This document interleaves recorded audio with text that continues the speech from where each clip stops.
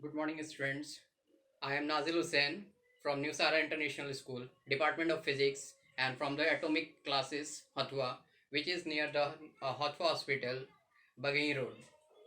Today, I am going to derive the relations between the radius of curvature and the focal length for the concave mirror. We know that the concave mirror is a converging mirror. We know that जैसा कि हम जानते हैं कि जो concave mirror होता है वो कन्वर्जिंग मिरर कहलाता है।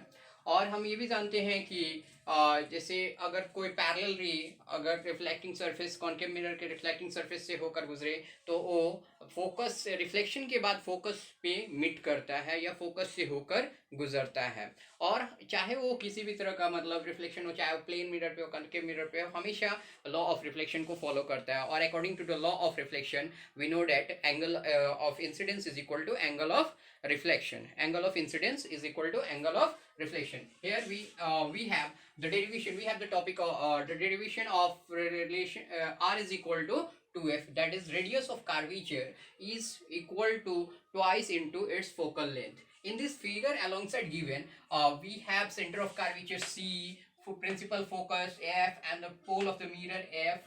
When AB ray parallel to the principal axis, it reflect back the reflected ray BF meet at the point F, which is the principal focus, as join the line CB, which is the normal to the mirror for the reflection at the point B.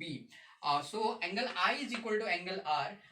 In case AB parallel to principal axis CP, the alternate interior angle ABC equal to CABCF, that is angle I is equal to angle I.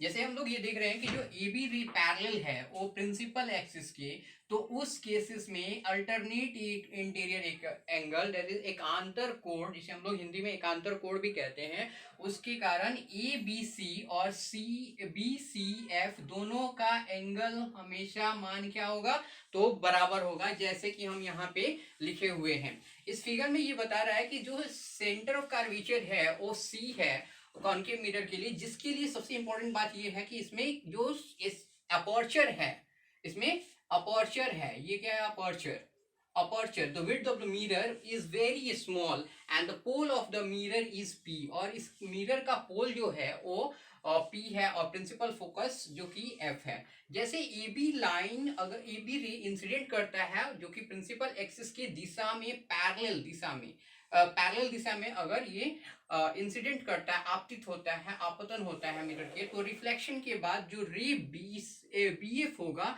वो किसकी तरफ move करेगा, तो principal focus F के तरफ move करेगा। और जैसे हम जब इस लाइन को ज्वाइन करते हैं सीबी लाइन को, जैसे कि आपको फिगर में देख रहे हैं कि जो सीबी लाइन को डॉटेड लाइन द्वारा ज्वाइन किया गया है वही है मिरर के लिए नॉर्मल लाइन। और नॉर्मल क्या होता है कि जो किसी सरफेस के ऊपर परपेंडिकुलर होता है और जो कि angle of incidence and angle of reflection को इक्वल पार्ट में डिवाइडेड करता है। जो एंगल नाउ अब देख रहे हैं कि ये जो ए बी सी है उसे हम लोग एंगल ऑफ इंसिडेंस बोला गया है। जैसे ये जो एंगल है ए बी सी, इसे एंगल ऑफ इंसिडेंस बोल रहे हैं, और जो सी बी एफ जो है इसे हम लोग एंगल ऑफ रिफ्लेक्शन बोल रहे हैं। तो ए बी अगर सी पी के पैरेलल है, दैट इज जो इंसिडेंट रे है, ये जो लाइन है वो आपका इंसिडेंट रे है, और ये जो लाइन है ये पूरी तरह से आपका प्रिंसिपल एक्सिस है।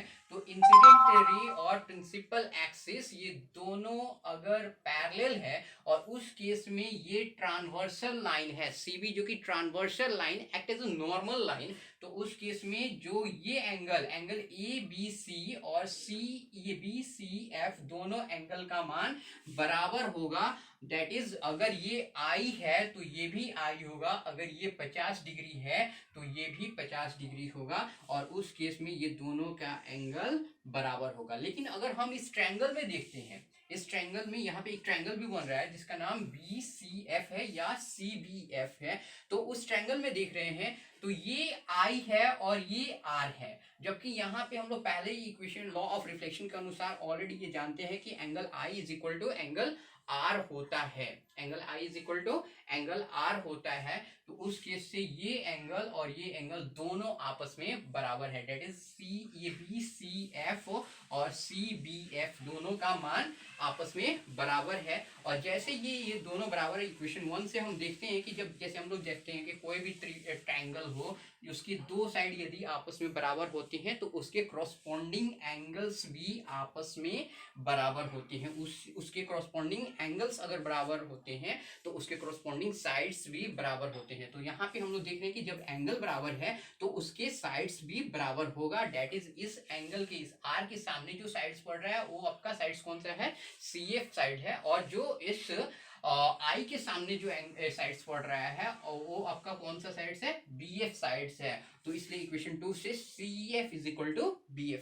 क्योंकि जो कार्वेचर का अपर्चर है, विड्थ है, वो काफी छोटा है, जिसके कारण जो रिफ्लेक्टेड रे और इसकी प्रिंसिपल फोकस की लंबाई आपस में बराबर हो रही है, डेट इज ये जो BF है और FB, मतलब कहने का सेंस ये वाला लाइन और ये लाइन दोनों आपस में क्या है, बराबर है। तो उस कंडीशन से हम देख रहे हैं कि ये भी बराबर है, ये भी बराबर है और ये भी बराबर है। तो यहाँ पे जो दिखाई दे रहा है आपको कि CF जो है वो PF के बराबर है और PF जो है BF के बराबर है, डेट इज ये तीनों के तीनों आपस में बराबर है। जबकि हम लोग जानते हैं कि किसी भी लाइन पे जितने भी पॉइंट पड़े उस सभी पॉइंट्स के बीच की दूरी को मेजर किया जाए तो बड़े वाले पॉइंट्स के यानी एंड टू एंड पॉइंट्स के बीच की दूरी के बराबर होता है। उसीलिए हम लोग जो देख रहे हैं कि जो CP लाइन है, जो ये पूरी तरह से C एक पॉइंट हुआ, दूसरा पॉइंट है P, तो इन दोनों के बीच की जो डिस्टेंस हुई वो CP डिस्टेंस हुई। और यहाँ पे एक पॉइंट अगर PF पड़ जा रहा है तो CF के बीच की दूरी और PF के बीच की दूरी का सम के बराबर CP के दूरी के बराबर होगा। जबकि CP जो है वो